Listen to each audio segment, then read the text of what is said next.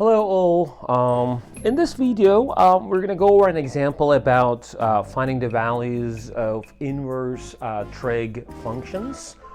And for this example, I just wanted to remind you the domains and ranges of all 6 inverse trig functions. One thing that you should sort of like recall all the time is that if you have an inverse trig function, for example, arc sine x, or y equals arc sine x, the way you understand or the way you read this is that sine of that y is equal to x. So you can always go back and forth between this kind of equation and this kind of equation. Or for another example, if cotan y is equal to x, then y has to be inverse cotan of x, or arc cotan of x. And these are the domains and ranges of these functions. So this is something that you should at least remember in terms of like what is the principal domain of sine so that the inverse exists. So the principal domain of sine is minus pi over 2 and pi over 2, and this is same as tan.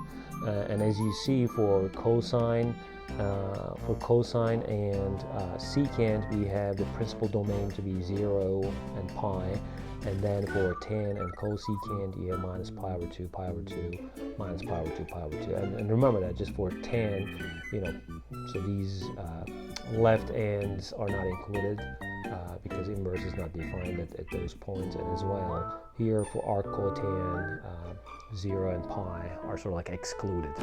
We're asked to find arc sine of 1/2. All right, let me just write that arc sine of 1/2 is equal to y.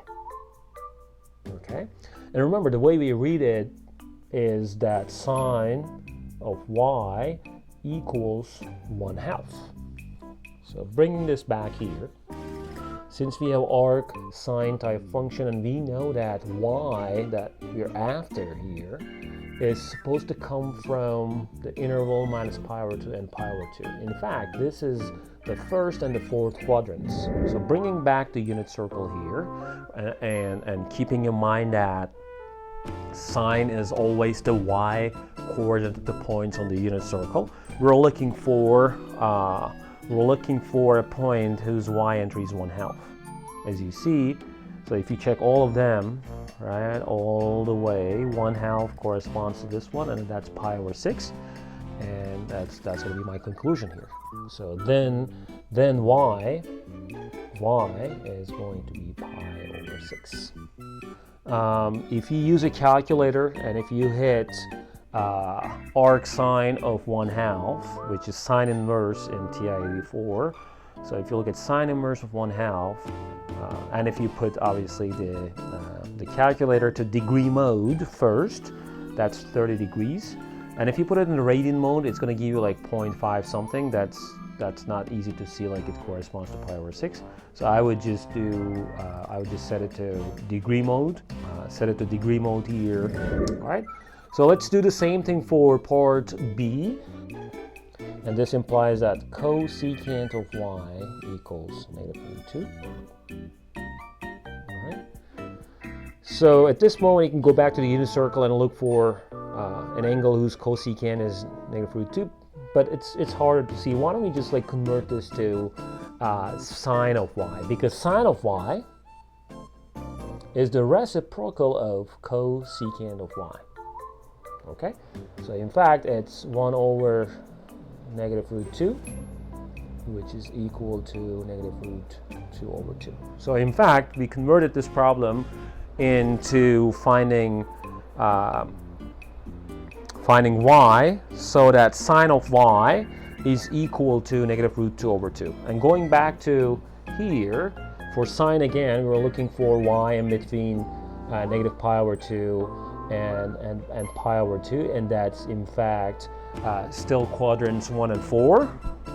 And from the unit circle, we ask ourselves, whose y coordinate out of those points here is -√2 over 2.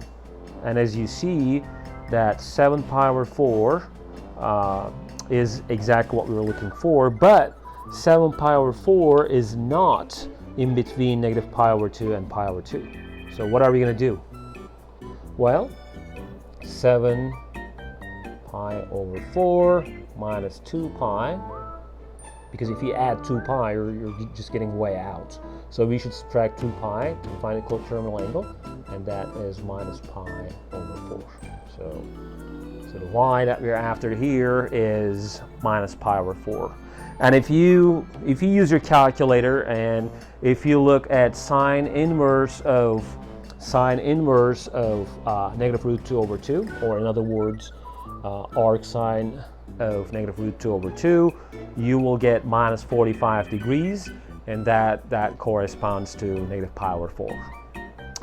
All right, thanks for watching. I'll see you in another video.